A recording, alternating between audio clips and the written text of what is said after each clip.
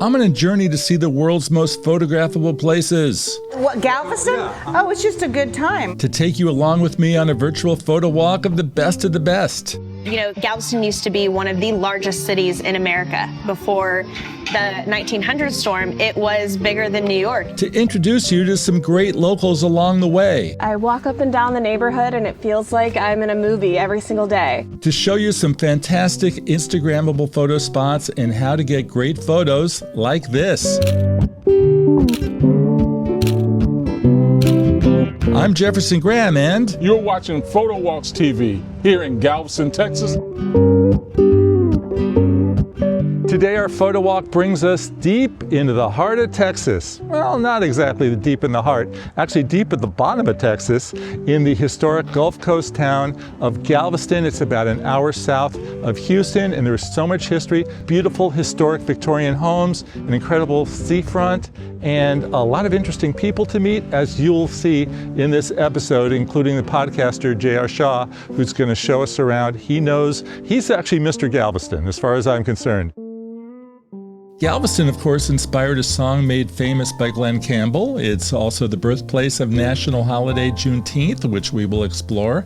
And as always, I'm going to show you where all the best photo spots are.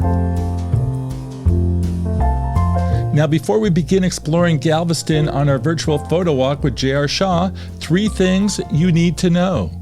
Number 1, with miles and miles of sandy beaches and an amusement park by the sea, people love to come and explore the Seawall Boulevard district. They also love to party and celebrate Mardi Gras. It's the 3rd largest Mardi Gras festival in the United States, only behind New Orleans and Mobile, Alabama. We love our food, we love celebrating and having a good time. And that's what Mardi Gras is about. Number 3, there've been some pretty nasty hurricanes in Galveston, most recently in 2008 with Hurricane Ike, but locals take it in stride.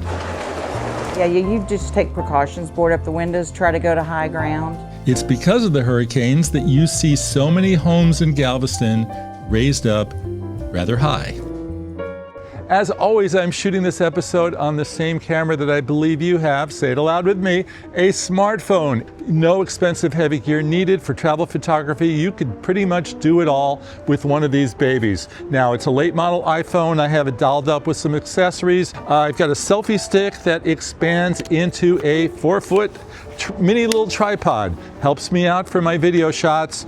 $40 piece of steel. It's called a cage that goes on top of the selfie stick, fits the phone, and I could put in audio and lighting and all sorts of other good things if I need it. You must be JR. I am. How are you, Jeff? It's good to meet you. Same here. Yeah. Thanks for agreeing to do this. Of course. I'm super excited about our excursion today. Yes, you're going to show us your Galveston. Yes, let's go see Galveston. If anybody would know, it'd be you, the host of Galveston Unscripted. I would think so, yeah.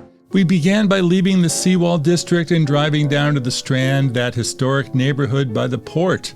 But first, we stopped into JR's podcast studio so I could ask him a few key questions before the walk. As Mr. Galveston, why Galveston? Why are we fascinated with this city? Man, I tell you what, this place, the history here is unbelievable. So if you want to go to the beach, you've got the beach. If you want to go see history and some of these beautiful historic buildings and go eat the Gulf caught seafood, you can. I mean, it's got a little bit of everything here. And from that, it was onto the Strand, just 2 blocks away from Galveston Unscripted headquarters. What's our route today? So we're going to start on the Strand, then we're going to go down to Pier 21 and check out Galveston Harbor. And then after that, we're going to walk down to the East End Historic District and see some wonderful old Victorian homes down there. And this is a mile? Yeah, it's about, let's say about 1.5 miles is what we're going to go today. Okay. So not too far. So the Strand is kind of like the main business street of Galveston and has been since, the 1840s or so. It's 1 block away from the Port of Galveston. So it's literally right there, which I think we're going to go see as well. The Strand historically was known as the Wall Street of the Southwest. Mm-hmm. So a lot of banks down here, a lot of old bank buildings. You find a lot of vaults in some of these buildings. Pick your photo spots in the Strand. What should people be looking for? Definitely the corner of 22nd and Strand. look at every one of those buildings. Every one is super photogenic. You got the bank building there. You have the Juneteenth mural right there. You've got the beautiful Moody building right across the street from that. And speaking of Juneteenth, we happened to run into one of JR's friends near the mural that tells the story about how this national holiday was formed in Galveston. So you're at the southwest, well, you're actually on the southeast corner, but the southwest corner is one of the most historic corners in our country. From this location, General Granger issues General Order Number 3, which at the end of the first sentence says, all slaves are free. But at the beginning of the second sentence, it says, this involves an absolute equality. So when we think about the words absolute and equality is not about every human being having equal results, but every human being having an equal opportunity to grow and develop into the very best version of him or herself.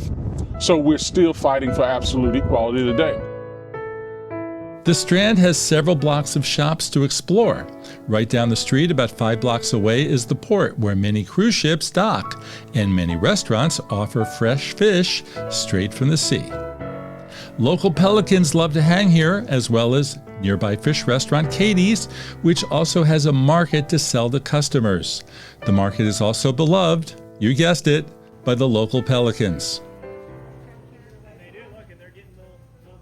So in one of Jeff's other episodes, I noticed that he was in Oregon and he came across the Wash to Shore project, where I believe this is based out of. So a couple years ago, we got these sculptures and art pieces in from Wash to Shore, and they use pieces of trash that have been washed up on the beach and create these unbelievable sculptures. And here on the island, we have quite a few of them scattered around, we try to convince people to go to different locations on the island and go check out each one of these sculptures. Our photo walk on the Strand was done, and so next stop, we headed into the car to go to the east side of town, which is home to so many great Victorian homes that were built by the merchants of the 19th century. So now here we are in the historic Victorian home district. That's right. We're in the East End Historic District now, and what's kind of historically important to know about this district is as the Port of Galveston was growing, of course, you had a lot of big buildings and infrastructure being built in the downtown area. And if you look at old maps of Galveston, you'll see how the houses were built outside, right outside of the downtown district. The East End Historic District, where we are right now, is where you'll see a lot of big, nice Victorian homes where you see where people started moving right outside that downtown area and started building outwards this way. What you'll find a lot of are these tree sculptures carved out of the old oak trees that once stood in these locations. And what's nice about a lot of these oak trees is they have a lot of historical significance or artistic significance related to the property. This one specifically, a man named King Vidor grew up in this house. He was born in Galveston in the early 1890s, and he survived the 1900 storm on the island. Not in this house, but on this island. He went on to direct tons and tons of movies. He was like a premier director of his time. One scene he directed that he was particularly famous for is the storm scene in The Wizard of Oz. So he grew up in this house. So right here we have the tree sculptures of Toto and the Tin Man. Right, there were 3 directors on The Wizard of Oz. So you know it. Yeah, and King Vidor was one of the big guys in Hollywood. Yeah, so you know it, right? Yeah, so King Vidor. Just didn't know he was from Galveston. Yeah, it's from Galveston. Hey, how are you? Do you want to be on a TV show? Yeah. What? Yeah, come on. Yeah, hi, I'm Jeff. MaKlay Simon. It's nice to meet you. It's good to meet you. Yeah. We're doing a half-hour episode about Galveston and this wonderful district, and you own one of these houses? You rent one of these houses? I rent one of these houses, and I ended up in this beautiful house that was built in 1889, and I walk up and down the neighborhood and it feels like I'm in a movie every single day. The horse-drawn carriage drives by my house every single night.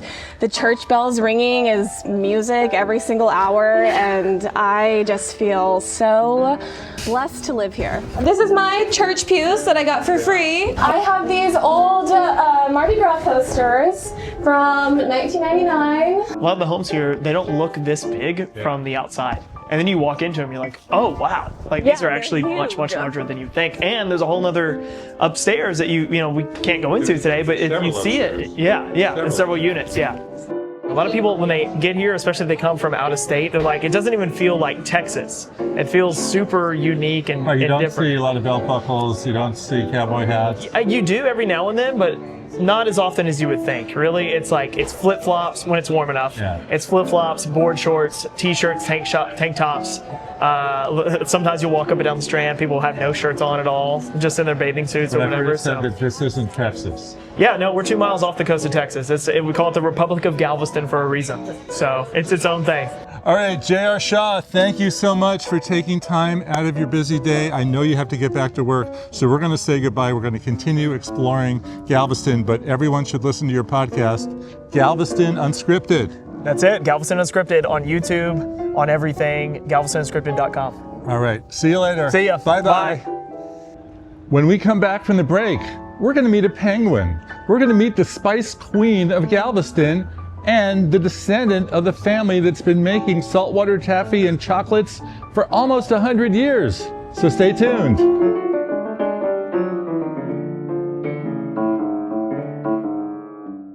Before the break, I promised you a visit to the Candyman of Galveston, Texas, along with the Spice Queen and a visit with a penguin as well. We're here at Le King's. Jack King's family has been feeding chocolates and saltwater taffy and ice cream and all sorts of other good things to folks for nearly 100 years. We're about to meet him, but first, gotta have a little chocolate soda, do you know what I mean?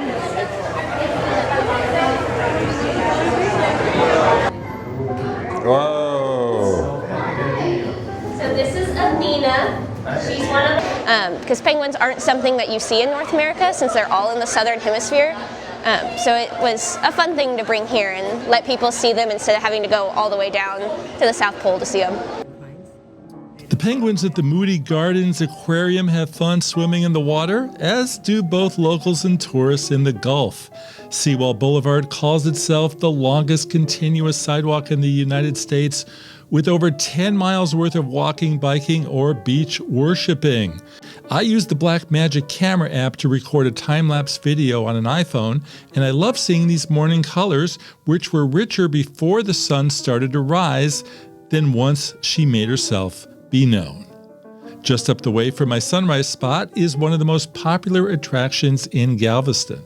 The Galveston Island Historic Pier goes back to 1906, where it became so popular they referred to it as the Coney Island of the South. Okay, and it did great for many years until 1961 when the Great Hurricane wiped it out totally. It lay dormant for years until 2012 when it finally reopened. Shall we check it out? Come on.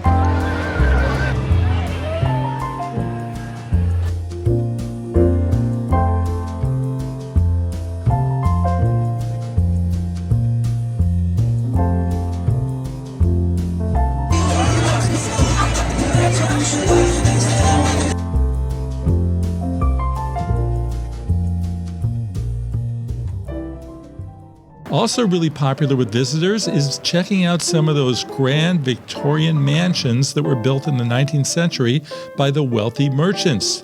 How do you like a living room like this? A music room, a living room, a dining room, and check out the stained glass.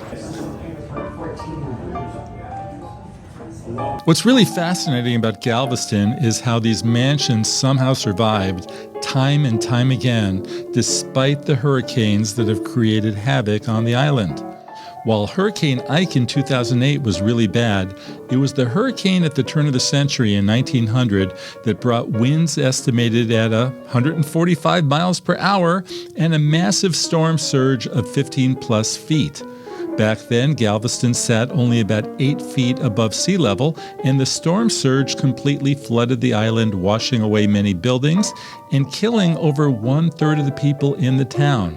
To this day, it's the worst natural disaster in U.S. history. Now, the hurricane led to significant changes in Galveston, including the construction of a seawall, and get this, the city fathers back then figured out a way to elevate the city by nearly 20 feet with mud that was planted underneath homes. Meanwhile, despite the damage caused by hurricanes, Galveston still has today one of the largest, well-preserved, and historically significant concentrations of Victorian architecture in the United States. Over 60 of Galveston's structures are listed in the National Register of Historic Places. Now, if you want to talk food, and I know you do, I have some really interesting locals to introduce you to. You are Concetta, the Spice Queen. Yes, so you're saying it correctly. Yeah. However, I am from Texas, and so I say my name Concetta. Why don't you tell us how many spices you have here? Well, the limit does not exist. So the top shelf is all of our blends, and then they extend over to this shelf as well. Some of these my grandfather created, some of these my dad created, and some of these I created. It's just a matter of, you know, what we feel like our community needs, or what our customers need, or what we need in the kitchen. We're known for our muffalata, we're known for our meatballs, and our red beans and rice are our top 3 items. Then really, if you just do this on the menu and point, you're gonna get something great. They use a few spices and then some at the ShyKatz Cafe, one of the homiest spots in town. Like that breakfast burrito you have, we also have one that has more filling in it with jalapenos, and it's deep fried like a chimichanga, and then we pour the sausage gravy over the top, or chili, whichever one you like. It's called the Smuggler. And I think you know where we're going for dessert, right? Well, my dad started making candy in 1927. Okay, so 98 years. Yeah. Jeff, if anyone comes to the coast, because of what used to happen up on the East Coast in Jersey City and Atlantic City, I mean, they think that you make saltwater taffy. You got to make saltwater taffy. And of course, I said, oh yes, we have to have salt water to be able to make the saltwater taffy. Well, actually what we make is more like a nougat. What do you like about living here? The candy business. How many pieces of chocolate do you eat a day? Oh my gosh, do I eat? Yeah. Oh, 2 or 3 maybe. Well, I have to test it. Yeah, I'm the right. official tester. That's right. And do you like chocolate milkshakes? Yes, sir. And chocolate sodas? Well, of course. And chocolate milk? You bet. Chocolate cake? Chocolate pie? Yeah, chocolate. Is there cake, anything chocolate you don't like? No, sir. No, I know, I'm with you on that. Do you have a brown car? You know, a chocolate car? No, but that's a good idea. That's a good idea, yeah. So let's go downstairs and get one of those peanut clusters, get a photo of you holding one up. What do you think? All right, sir. I might even try one. That's right. Yeah. Well, I'll buy it. I'll pay for it. You don't have grazing rights, but we'll offer No, I'll be happy that to. cluster. Okay, I'll be happy to pay for it. We're going to eat it together. All right. Okay. We got this. We're both holding it together. Ready? 1, 2, 3. That is so good. After the break, it's photo tip time. It's time for our photo tip segment, where today we are photographing nostalgic Galveston Island and trying to capture the timeless feel of this coastal city. You think Galveston Island, you think big, beautiful blue skies and people frolicking in the sands and the water and all sorts of stuff like that. What happens when you get here and there's a lot of rain, there's cold, there's wind? What you gonna do? Calls for a black and white day. Black and white, again, makes it more timeless, more classic. Without the colors, you really focus on what's in the image. Photographing the buildings downtown, I think black and white makes them stand out even more. With our phones, we can adjust them to black and white, either before we take the photo or after we take the photo. I prefer adjusting it after we take the photo, just to give you more choices. But if you do want to shoot directly in black and white on your phones, whether that be an iPhone, Galaxy, or Pixel, just go to the filter section, go generally all the way to the end, and there's a few different variations of black and white that is available to you. My favorite app for going black and white is the free app that's probably under the radar for you. It's called Radiant Imaging. It's also free. There are add-on charges, but you can get in there and do black and white and multiple varieties of black and white, and you can really play with it until you get it just right. Reflections, they can get in the way and frustrate many people, but check it out. Move. Keep moving. Here's whatever her name is, let's say Bertha, Mildred, whatever, get a giant reflection, but if you just move a little bit, the reflection goes away. And I have another really great tip for you. When you come back here, go to telephoto, stand back, and there's no reflection. Whereas if I come right up here, there's a mammoth reflection. So a lot of it is where you stand. Let's talk about some of the photos that we've seen on today's show, beginning with the morning sunrise. When they told me that the sun came up over the seawall and that sunsets were on the other side of the island, well, I leapt at the chance to get up early and pick up the unique colors of the morning. I did make a time-lapse video, but I also shot a bunch of stills using the 0.5mm ultra-wide setting on my phone until the sun made her way out, and then I switched to the 5x telephoto setting to get closer to Mr. Sol. The clouds and the rocks. This was taken a little later, just after the sun came up, and I got those awesome clouds which always add drama to the scene. Speaking of color versus black and white, yes, I used the Radiant Imaging app for the conversion. How to capture the craftsmanship of the old buildings in the Strand section? Just stand there and snap, or try and be creative? Well, I opted for the telephoto 5x setting on my phone to zoom in on just a portion of it, bringing our eyes a little closer and taking it in. I took the same approach with the Juneteenth mural. There's a big wide shot of it, of course, but getting in closer to just portions of it brings way more focus, especially to the keywords like absolute equality. Don't forget that if you have questions about mobile photography, travel photography, whatever, I'm just one click away, and I'd love to hear from you. The newsletter is jeffersongraham.com, and I can't wait to hear from you. Meanwhile, that's a wrap from Galveston Island. I'm at the ShyKatz Cafe, had a great lunch here. During our Galveston visit, we stayed at the contemporary Hotel Lucene, right across from the water on Seawall Boulevard. I'm Jefferson Graham, and I look forward to seeing you on the next Photo Walk.